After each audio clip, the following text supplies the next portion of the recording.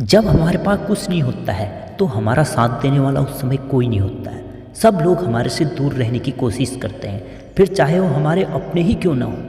लेकिन अगर खुद में विश्वास हो तो आप अपने जीवन में कुछ भी हासिल कर सकते हैं। बस उसके लिए आपको अपने कार्य पर निरंतर मेहनत करते रहना होगा। यह कहानी 3 ऐसे भाइयों की है जिनमें से एक सुन नहीं पाता तो दूसरा देख नहीं पाता है और तीसरा भाई बोल नहीं सकता है। एकता का होना हमारे जीवन में बहुत आवश्यक है, जो इन तीनों भाइयों ने बड़ी होशियारी के साथ निभाया। जीवन में नई सीख और विपरीत स्थिति में भी हार न मानने का साहस जीवन को नई ऊंचाइयों की ओर ले जाती है। चलो कहानी शुरू करते हैं। एक गांव में 3 भाई रहते थे। तीनों भाइयों में से एक देख नहीं सकता था तो दूसरा बोल नहीं सकता था और तीसरा भाई सुन नहीं सकता था। उनकी माता और वे तीनों भाई अकेले ही रहते थे। उनकी माता बहुत धार्मिक स्वभाव की थी। उनकी माता जानती थी कि मुझे अपने बच्चों को ऐसी शिक्षा देनी होगी जिससे वे तीनों एक दूसरे का सहारा बन सकें, एक दूसरे की मदद कर सकें।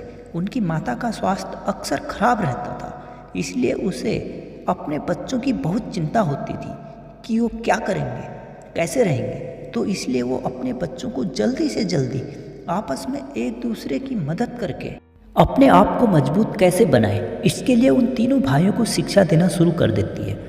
उनकी माँ एक दिन मंदिर में जाती है और वहाँ से 4 लड्डू लेके आती है। उनकी माँ उन लड्डुओं को उनके सामने रखती है और कहती है, देखो आज मैं आपके लिए क्या लाई हूँ। इतना सुनकर उन 3 भाइयों में से 2 भाई दौड़कर उन लड्डुओं के पास पहुँच जाते हैं, लेकिन उनका तीसरा भाई जो देख नहीं सकता था वो वहीं खड़ा रहा।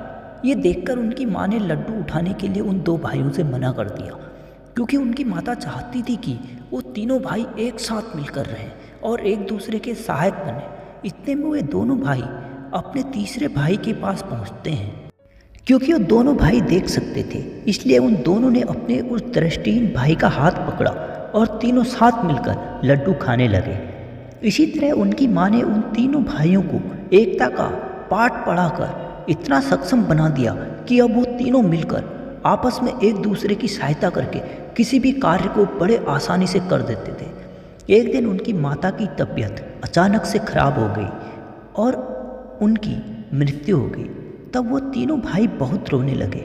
उनकी माता की मृत्यु होने के बाद उनके चाचा ने उनको घर से बाहर निकाल दिया, उनका सारा सामान घर से बाहर फेंक दिया और उनकी जो भूमि थी उसमें हिस्सा देने से भी मना कर दिया। वे तीनों बहुत रोने लगे और अपना सामान उठाकर वे तीनों भाई अपना घर छोड़कर चले गए।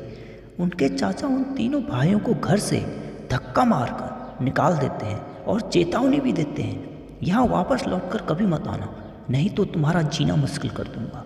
इस तरह की कई धमकियाँ देने लगते हैं। जब वो तीनों भाई जा रहे थे तो उनमें से एक जो देख नहीं सकता था, उसने अपने भाई से पूछा, भैया अब हम क्या करेंगे, कहाँ जाएंगे, कैसे रहेंगे।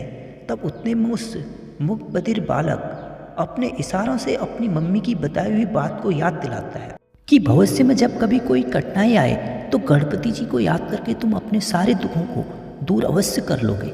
गणपति जी तुम्हारी अवश्य रक्षा करेंगे। वो विश्वासी तुम्हारी शक्ति बनेगा।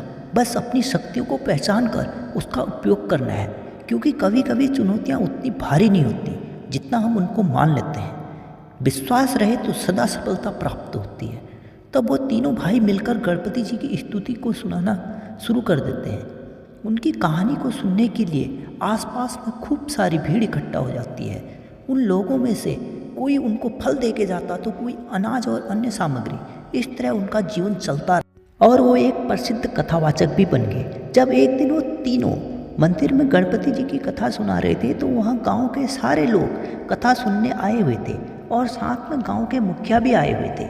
जब उन्होंने अपनी कथा सुनानी समाप्त की तो गांव के सारे लोग कहने लगे, देखो ये तीनों कितने अच्छे हैं और कितना अच्छा काम कर रहे हैं, और एक इनके चाचा हैं जिन्होंने इनको घर से ही निकाल दिया। इन निर्दोष बालकों को घर से बाहर निकालकर इनकी भूमि भी छीन ली। ये सब कुछ पास खड़े गांव के मुखिया सुन लेते हैं और कहते हैं, मैं यहाँ का मुखिया हूँ और मैं ये बिल्कुल नहीं होने दूंगा।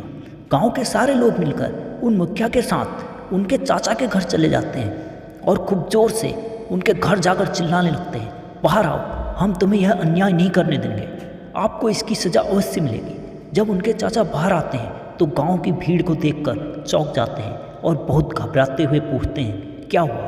तब गांव वाले उन तीनों भाइयों की भूमि को वापस लौटाने की मांग करते हैं। उनका चाचा उनको भूमि लौटाने के लिए मान जाता है, लेकिन उनका चतुर चाचा यहाँ भी कोई कमी नहीं छोड़ता है। वह तीनों भाइयों को ऐसी बंजर भूमि को देता है जो बहुत पथरीली और जिसमें कभी कोई उपज ही ना होती हो, और कहता है ये लो अपनी भूमि और खूब खेती करो।